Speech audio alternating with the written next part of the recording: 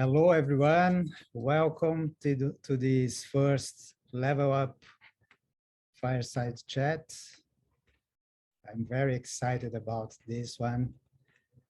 Level Up is the UCARE Network's Physician Information and Education Program. It's free for everybody, for everyone that is interested in urticaria, to learn more about urticaria or to discuss about urticaria. And today we are going to have this fireside chat, which has a different format.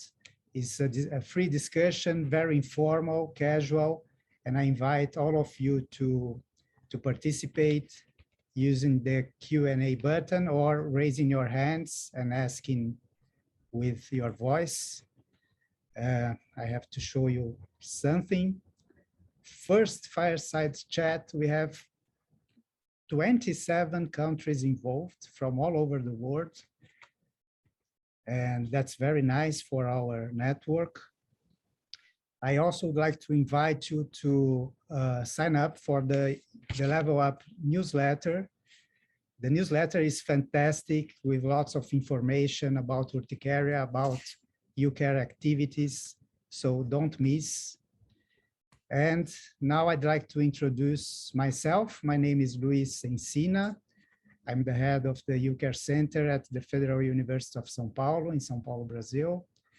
And I would like to ask my colleagues here to introduce themselves. So, Salma, go ahead, please introduce yourself. Yes, thank you very much, Dr. Felipe. My name is Dr. Selma Taha. I am a consultant allergy immunology, practicing here in Doha, Qatar. I'm also faculty in the Fellowship Allergy Immunology Program, which is one of the few ACGME accredited programs in the region. I have been practicing allergy immunology for the last maybe 5 years. I finished my allergy immunology fellowship as well here in also Doha, Qatar. Prior to that, I also did the 3-year fellowship in respiratory medicine. So I'm very delighted to share with you today this talk. Thank you, Salma. Now, Cecilia, which is very close to me here in South America. We are neighbors. Hi to everyone. My name is Cecilia. Thank you for the invitation. It's an honor for me to be here sharing this chat with you. I work at the Hospital Italiano of Buenos Aires, Argentina, at the allergy department with Dr. Parente. Okay, and back to Europe, Hanna from Berlin. Yeah, hello everyone. It's a great pleasure to speak here today with you. Yeah, you know me maybe. I'm part of Professor Markus Bauer's team, and I'm from the Institute for Allergology. Now it's a part of the Charité since today we have an own institute. So I'm very happy to share this information with you guys. And yeah, I'm a physician and I'm a resident in dermatology. I'm preparing now for my last exam, and I'm working in the Urticaria clinic now since 2016. So for 5 years, I'm seeing patients with urticaria and also autoinflammatory diseases. And we run this clinic 3 days per week. So we see quite a lot of patients. And of course, we have our study center and our lab. Yes, and I'm very happy now to discuss with you here. Thank you, Hanna. Before we start the discussion, I'd like to thank especially Novartis and also the other contributors for supporting the Level Up program. And I think we should start I'd like to start with a question for all of you, if you don't mind. And I can also give my opinion or comment something. But the question is, why urticaria? Why did you choose urticaria to be one of your focus on research or seeing patients? You as more juniors and us, Salma, as more seniors, we know that all over these years, many things changed in the urticaria field. So what raised in you this interest in urticaria? Would like to start? Maybe I will start first. So I think, yes, yeah, Urticaria, actually, maybe I will bring to your notice one of the remarks that one of the trainees, she mentioned to me yesterday when she was attending with me in the clinic. She was really astonished by how many patients of Urticaria we're seeing in our clinics. So, and this is a truly a very true observation, because Urticaria patients they constitute the majority of patients who are seen usually in allergy immunology clinics. And although their disease looks like something which is maybe you can say benign, and it can resolve by itself. However, it is very, for the patients, it is very concerning, disfiguring with a lot of limitations, emotional liability. So it has a lot of consequences on the patients. So why not Urticaria?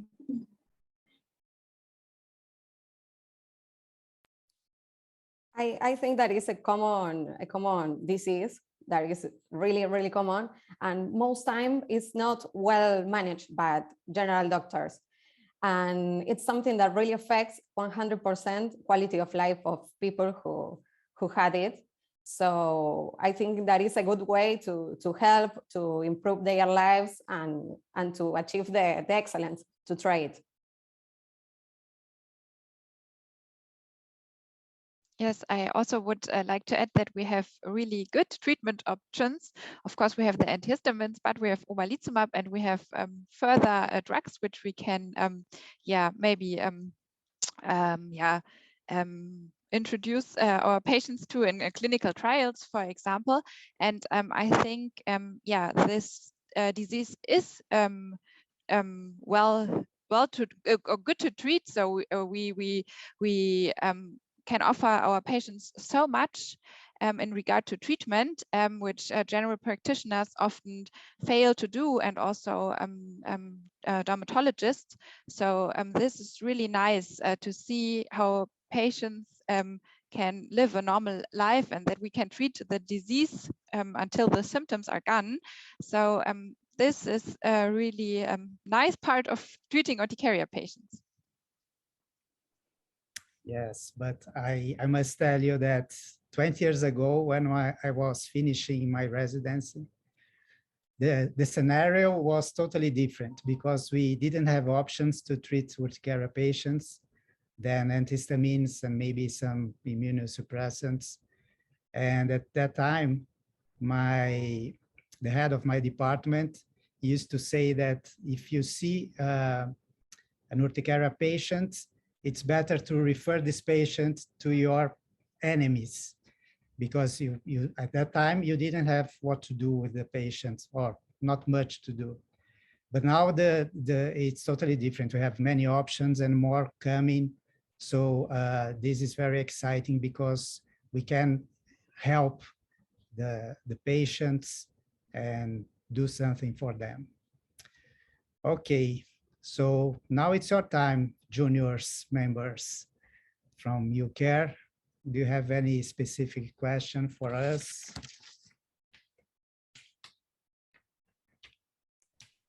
I'm going to ask to you seniors, what kind of tools could junior member use and access to improve their knowledge about this disease?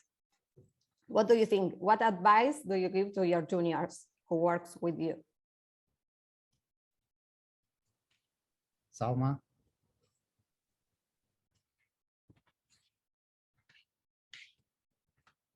You have to open your mic, please. Yes, yeah. Okay, so thank you for bringing up this question. I think it's very interesting.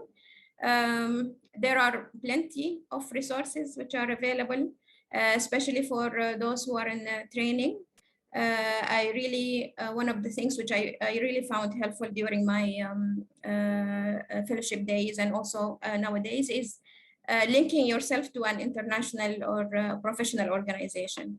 So because they offer a great variety of resources, both for conferences, for resources for board reviews and so on, and different other resources. I think this is very, very helpful. It will help to broaden your knowledge, consolidate your knowledge, and also improve your network. Maybe what a better example of this than what we are having today, unless we had this great opportunity of networking and getting to know other colleagues in other countries, share experiences, which will help. Definitely it will improve the future of the care of our patients. Yes, I totally agree with you, Salma. I think that building a network is essential. You have the opportunity to exchange knowledge, exchange experience, not just with colleagues in the same step that you are, like juniors, but also with seniors and references in the area. So it's very important to participate in these international activities and research networks like we are doing here in the UCARE network. Okay, well, there is a question here from Marcus. I think all of you know him. He has a question to the juniors. What can the UCARE network do to attract juniors to join UCARE activities, programs, and meetings? Good question, Marcus. Thank you. I can add, I can have a few suggestions for that. And I think these suggestions actually were brought up already by Cecilia on her brainstorming. So many of the things which are, or some of the things which can be really helpful for the juniors is to initiate parallel, maybe junior Urticaria network, a hub for junior colleagues where they can, network, introduce each other and know each other and communicate. Also, by linking junior to seniors through the network itself, finding pathways maybe through mentorship programs, as somebody suggested. I think this is a very valuable suggestion, and it will definitely help to enhance their experiences and tackle whatever difficulties they are facing. Because if you look at the time of training, our time of training, I'm sure that we have faced similar difficulties when we were training. And some things we learned how to overcome these difficulties only by experience, but or only by trial and error. So definitely networking with somebody from it will help a lot to improve these experiences and make the experience of the training much better.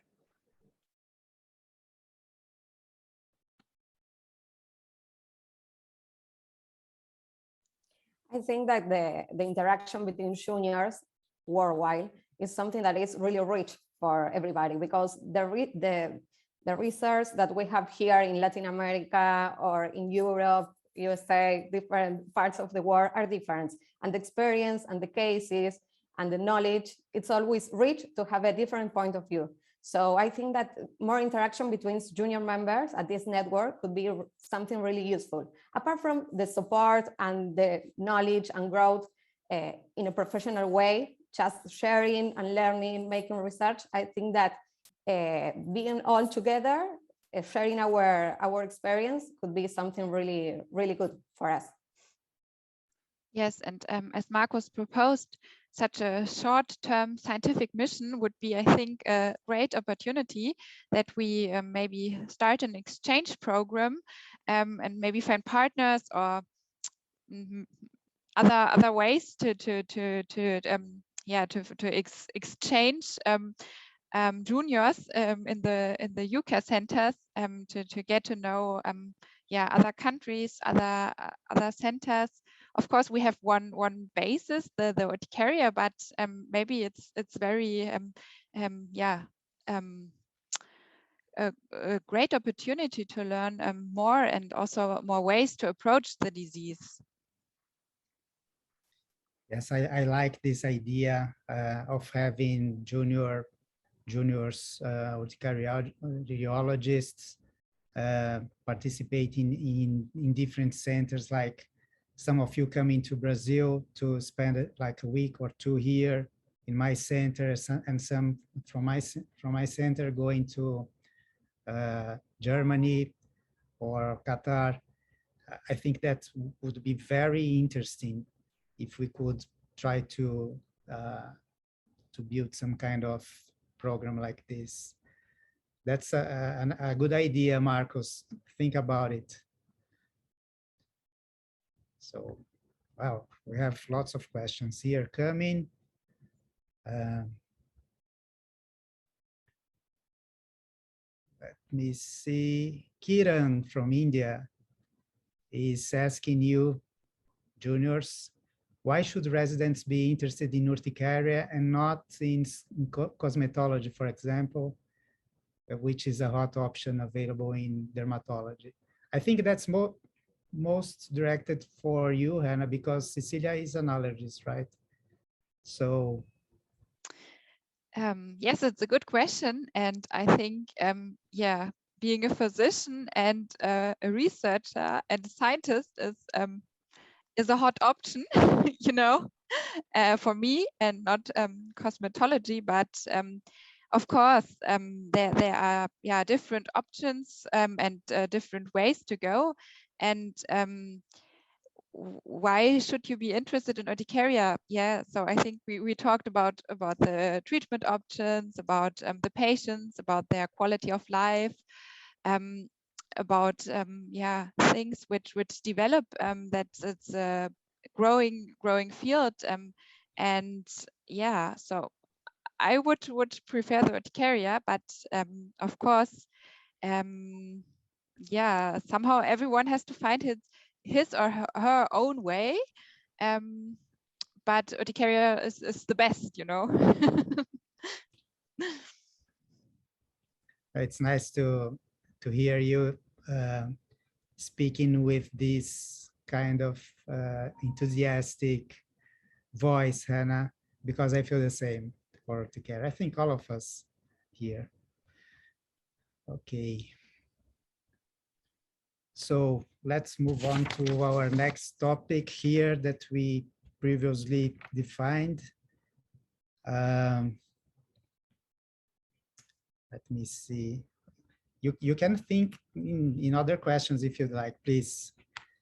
Yeah, so I've got another idea. So I would really would appreciate if we have some more like webinars and master classes, maybe also international, on the management of the different diseases, you know, angioedema, maybe also a little bit differential diagnosis, urticaria, autoinflammation. So all the broad field of mast cell related diseases. And maybe that this is also a little bit more, further developed in our network or in our platform. Maybe that we have some online things which we can watch on demand, for example, or updates on the guidelines, things like that. Maybe for the juniors to get updated. Okay, you mean like continuous education program focused in a more extended topics about urticaria. approach in other subjects like autoinflammatory diseases, for example, urticaria vasculitis, and of course topics related to urticaria itself, right? Is that correct? Yes, you're right. Yeah. Okay. I think also maybe even in a better way, if there is an Urticaria course, for example. So it's like, you know, like maybe it can be a symposium, like 4 or 5 days symposium, for example, okay, tackling all aspects of Urticaria. So it will be in one package. And you can get, you know, like differential diagnosis, as you mentioned, difficulties in treatment, difficulties in diagnosis, and so on. But it will be very comprehensive, and, you know, like like in a course, for example, format. So I think that also will be a good suggestion. There are always, you know, opportunities to improve, definitely. Good. Okay, so I have a question for you both.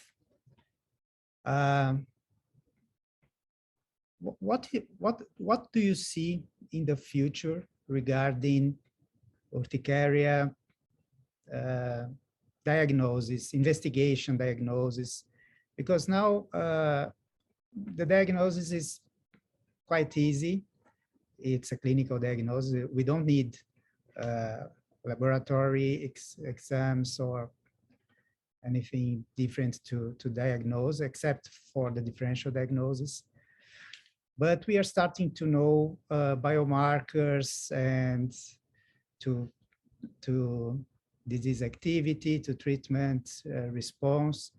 So what do you juniors see that we still need for the future in terms of diagnosis of urticaria, or investigation, or biomarkers, or whatever? And I'm asking this because this could also be some topic for a future research, for example.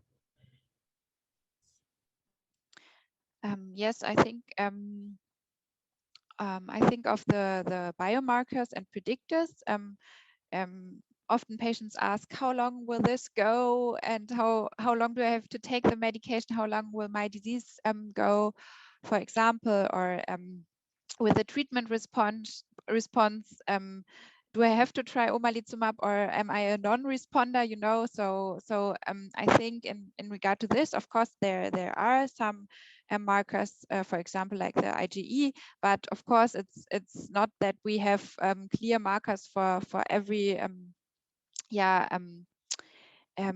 part of the disease. So I think yeah, probably this is a huge field in which we could do a lot of, or in which is a lot of research done and has been done and is still ongoing, you know. So I think in kind of yeah, in regard to biomarkers and predictors and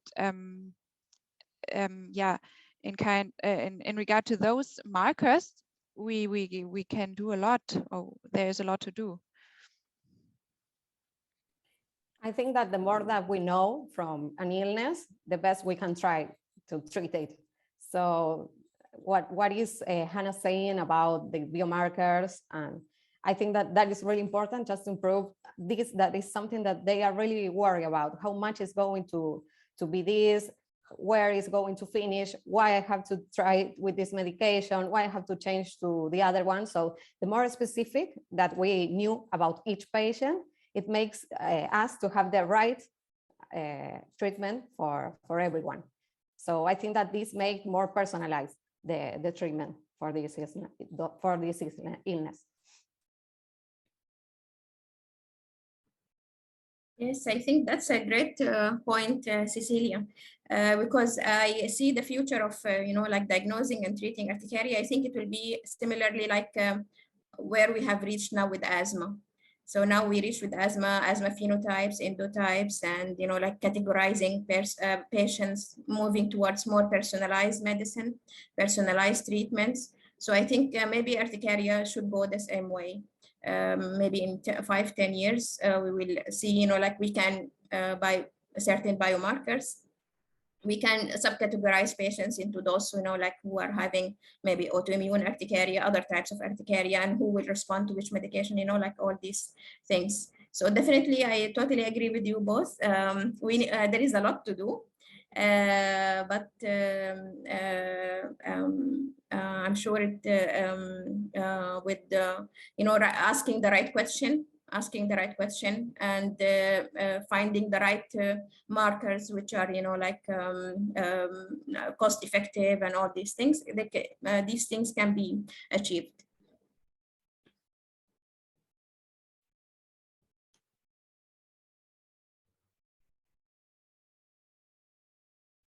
So it's your turn to ask questions. I have many others that I can ask, of course, but we'd like to hear from you too. Yes, okay, so maybe we switch the topic a little bit. So what advice would you give us in terms of research and academia? Can I start, Salma? Yes, well, yeah, go ahead. My advice is based on my personal experience. When I finished my residency in allergy and immunology after 4 years, I was invited to work in an immunology laboratory lab to do basic research. And I was a clinician, so it was kind of what I'm going to do in this lab. But I must confess that the experience working in the lab for 2 years, of course, besides my clinical practice, was amazing because I could see how everything develops from the beginning. At that time, it was nothing related to Urticaria. I worked in the dendritic cell melanoma vaccine, but it was interesting to see how to develop the vaccine and then give it to the patient, evaluate the immunologic response on those patients. So my advice is to try to have to try to have a complete formation in terms of not just in the clinical area, but also in basic research, at least to understand what happens in the background in the beginning of the process. So you are going to be a more complete physician if you have this kind of experience. Yeah, I totally agree with you. I think having a bench-based or laboratory experience is very important for an allergy immunologist. And I believe many of the programs of allergy immunology, they have, like for their fellows, a part of their training to complete some time in a laboratory, immunology laboratory. But ideas, research ideas, maybe they come from the bedside, but they will be tested in the laboratory. So I think both ways are, or both aspects are important. Just be a good listener for your patients. Maybe some clinical question will be brought from the patient, and it will be, like the trigger to start a research and do understand more about the urticaria. But I think for the time being, I think I totally agree with you, because we need more basic research. Still, a lot of things are not understood about, like pathophysiology of urticaria or biomarkers of urticaria, as we mentioned. And so I think the start should be from there.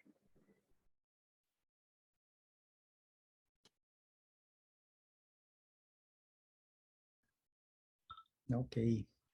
So I'm going back to Marco's question because he has another one here.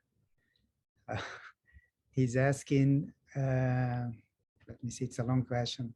Marcos, why don't you open your mic and ask with your voice.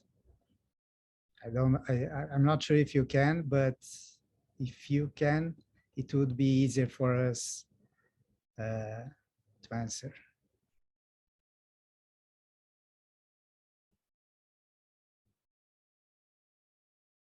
Okay, if not, Hi, this is Marcus, joining you from Berlin. Oh, thank you for Good to hear making you. that possible. Well, first of all, let me thank you. You're doing a great job. It's so much fun to watch you and to interact. Super. I think this is really working out well. Look, I was thinking when you were rather positive about the short-term scientific mission, would a long-term scientific mission also make sense? It's a bit different. It's more like a fellowship. You go to a UCARE as a young fellow and stay for 2 years, say, and learn how to do clinical trials, or do a research project that will maybe also result in a degree at the university of that hosting UCARE. I wonder how attractive this is on a global scale, you know, for people to go to one of the UCAREs with a very special expertise who can teach something to juniors from UCAREs where maybe that expertise is needed, but not there yet. I see Salma nodding, so I would love to hear both your perspectives, those on the more hosting senior side and those on the junior side. Would that have been something that would have been interesting to you in your earlier days of development, or how do you see this? I would love to hear your opinion. Thank you. Well, I think it's a great idea. And something that I find really, really interesting is that our fellowship here is more focused on care assistance.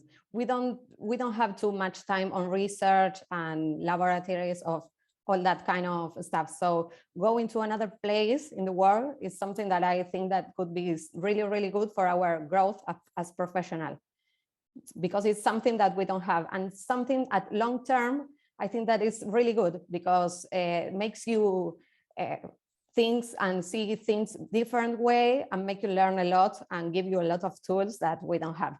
So I think that could be really, really useful and 100% positive for our thoughts. Thank you, Cecilia.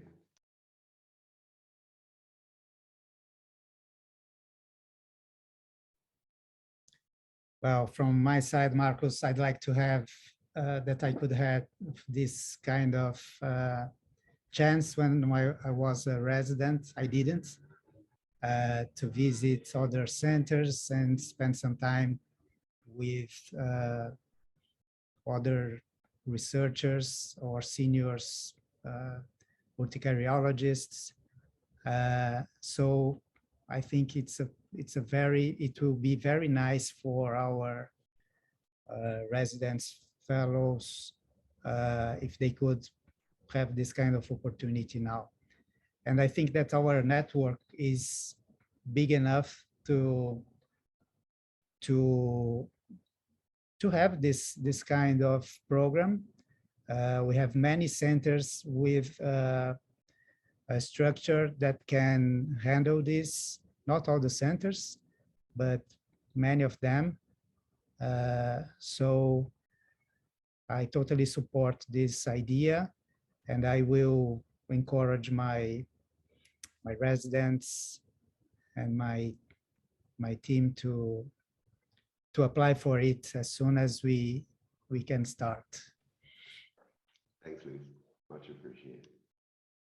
Yeah, Marcus, I also can fully support this, but of course I don't want to leave you, you know, so but yeah, I think this would be really enriching to change perspective and to yeah, also stay for a longer time in another UCARE and maybe do some research there. And yeah, I think it's great. Okay, well, that's great. Good to hear that you're so positive about it. I mean, we will need to find sponsors, but I think this is something that could come from many different angles to increase knowledge in UCAREs where there are less resources or less access to techniques and technologies and so on. You know, this could even be institutional support coming from the university or the hospital of the sending UCARE. But I can very well see that this may be something that is also of benefit to our partners in industry, where if we build a network of very effective clinical trial centers in countries where maybe this is not the focus of the activities of these UCAREs, then this would also help those who develop drugs and better solutions. So I'm already having some ideas. I wanted to see your feedback, and I'm really happy to see that you're so positive about this. Thank you. Yes. Yeah, I think it's a very great idea. And I actually see, I did not, unfortunately, it was not, I did not get the chance to do this, but I know some of my colleagues here in different fellowships in Hamad Hospital. And after finishing their fellowships, they get to have like 6 months paid leave where they can spend in other place. Of course, they do it on their own, you know, arrangements and like this. But I heard very good, you know, like feedback about these experiences. They are usually very enriching. You see different people, you see different practice. It will be very eye-opener, and I highly recommend it. Yes, I'd like to add that even for us seniors, at least for me, it's nice when I can visit some other center, as I did with Anna in Barcelona for 1 or 2 days some years ago, or in Baltimore with Romy Saini, because we open our mind when we are visiting other centers and see how these centers work. And it's the same as when we visit a center for a new care audit, for example. Not the same, because it's better if you spend more time, but it's very good to bring new ideas and to improve our practice with the ideas or the proceedings that the center does. So especially for juniors, but also for seniors. Of course, we don't need a program for seniors. We can do this by ourselves, but we could also try to have a way to increase this networking among seniors who may be interested in visiting one another to spend a couple of days and exchanging experience as well. Would you come to Brazil, Salma? Sure, yes. So yeah, definitely it will be I totally agree with you. It will be a very good experience. Not only, you know, because Urticaria might look the same, but however, patients that we are treating, they are different. So people who are, you know, like in this part of the world, they're definitely, you know, like different in genetic makeup, in, you know, like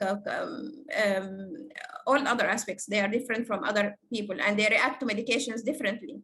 So those who respond, you know, to certain antihistamine in some part of the world, I don't think they, you know, like, patients that we are treating, they are definitely different. And that's why we see various, you know, like diseases, manifestations, and response to treatments.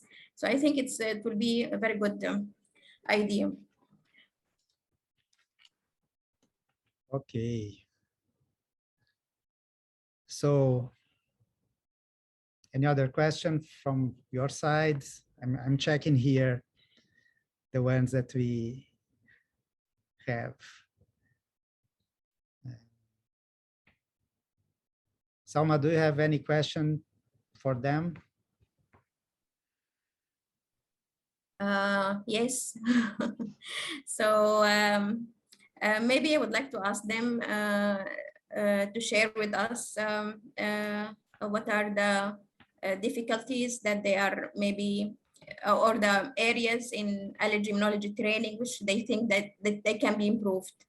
So maybe some of the difficulties they have faced, or the things that they felt that they are deficient, and maybe they can be improved. Don't know if my question is clear.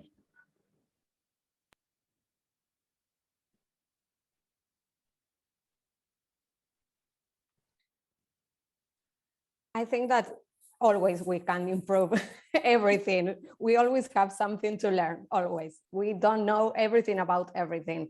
Maybe something that I talked before that is not the same in all the countries, in all the world, because the research are different. So sometimes I find that the research is something that we have weak here. So maybe that the care assistants, we have too many patients. We read some articles, we discuss patients, but we need to improve our knowledge about this research, how to be in a laboratory, learning more things that we don't used to do because we don't have the research. And I think that is something that maybe I have different from Hanna, from what she's doing there.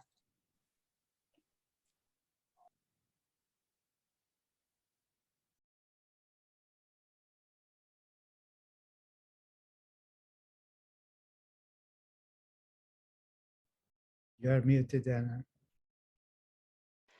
Yeah, so I think it's the question of resources and time often that you have cases where you need some more time to think of them, or to think about a differential diagnosis, difficult cases, and yeah, often it's not so easy to put this into your whole clinic day. If you have one case where you really have to think about this one, then it's not so easy to integrate this. So yeah, but often a senior helps and helps structuring your thoughts and what to do next. So I think interaction and also together with the team. So it's always important not to be alone. So I think that's also a message that of course the juniors need support from the seniors in the daily practice as well. Yeah. This is something really important that you say. Hanna, work team is 100 needed on this illness and in medicine in general. It's always something positive. Yeah, and it's more fun if you work as a team and help when you see the juniors are struggling. So yeah. Yes, I totally agree. You know that I have my private practice and I'm solo in my practice, like three days a week. But the days that I enjoy the most are the days that when I'm in my clinical research center or in the university, because I can interact with my team. So that's very important. But I have a different question now for you. You know that we as UCARE, we have an interesting paper headed by Ivan Cherres from Ecuador about the use of social media in Urticaria. So I'd like to hear from you juniors, what your experience or what is your vision about the use of social medias like Twitter, Instagram, Facebook, in a way to help to deliver information to the patients. Are you in these networks, these social media, or not? Why yes, why not? What do you do if you are in?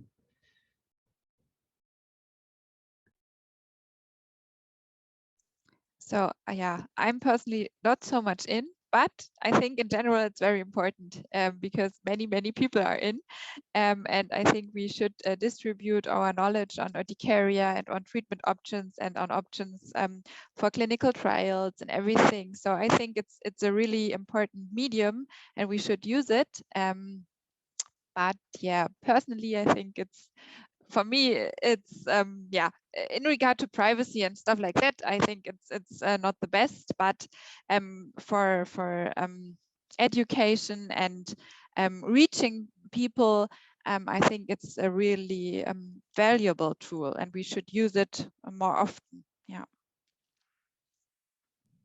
I totally agree with Hannah. I think that nowadays social media is something that everybody have access. So they use to get information. It's the old newspaper that everybody use. So the same like her, I don't use it very often, but sometimes at the hospital we use Instagram to access to patients, to give them information, to sometimes do some updates for other doctors. And I think that is an interesting tool that we have to think about it to use it, because it's really useful.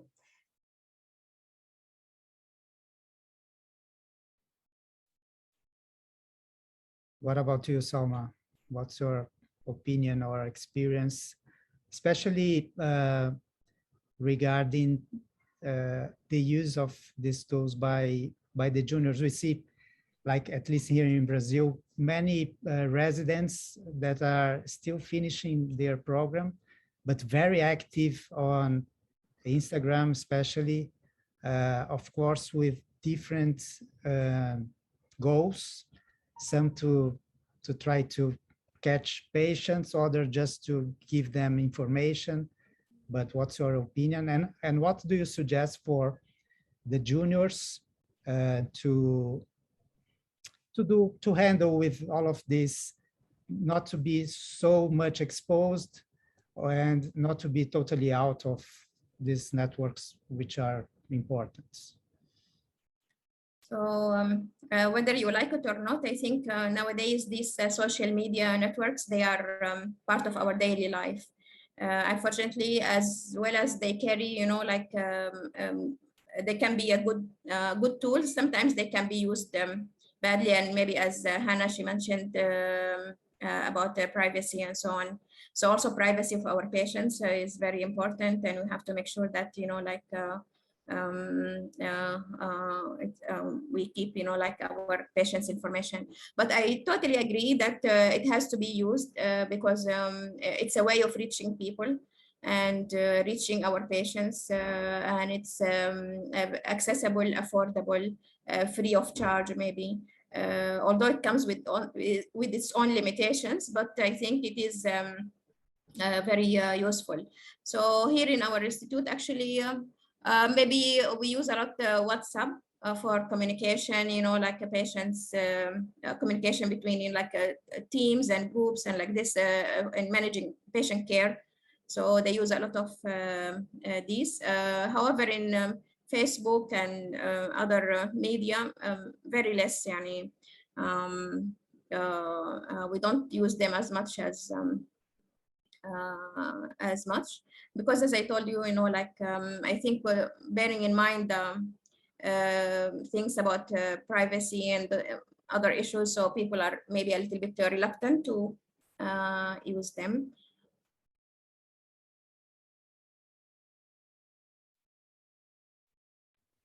Okay. Well, I see there are many friends here watching us from Brazil, from other parts of the world. So don't be shy, ask questions for us. I see my friend Hosanna here. Hosanna, open your mic and ask some question, please. And while we don't have questions from the audience, it's time for the juniors to ask something. Go ahead, girls. Yeah, we also thought about such a mentor-mentee program with a senior and junior that, you know, we build somehow couples and maybe international couples and exchange experience in a more, you know, smaller way or shorter way. This was another idea which we had. So what do you think about this?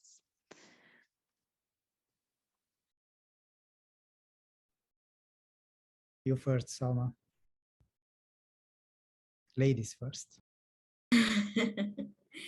Yes, yeah. So I think it's a great idea.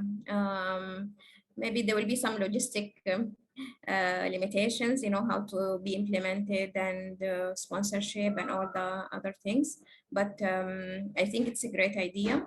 Mentee, maybe it will be much easier to implement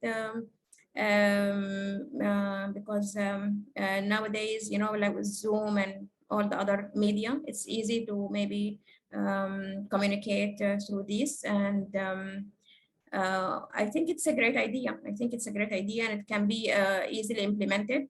Only finding those using the right channels. Yes, Hanna, I'm going to share my experience with the IACI's mentorship program, which I participated once as a mentor. And I had as my mentee an allergist from Armenia. And we started contacting each other and discussing different topics about allergy for almost 1 year. And then we could arrange through the Armenian embassy in Brazil for him to come to Brazil, and he spent like 3 or 4 weeks here with me. He was shadowing me all the time from like 8 a.m. to 5 p.m. And it was interesting because he changed totally the vision that he had about the specialty. The kind of practice that we have here is totally different from the one that he had there. And when he went back to Armenia, he brought a lot of new ideas. And of course, he became very interested in urticaria. And now, like 1 month ago, he started with Karsten to validate many of the prompts to Armenian language. So from my side, the experience was special because more than having a mentee, I've got a new friend, and we are real friends now. And this partnership continue up to now. So I like the idea as well.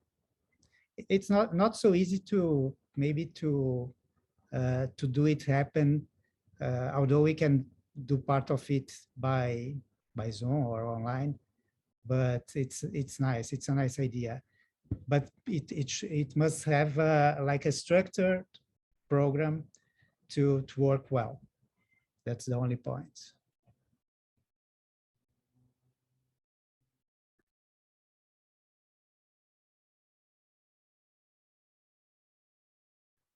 Okay, there is a question from Antonio. Antonio is a friend from Brazil.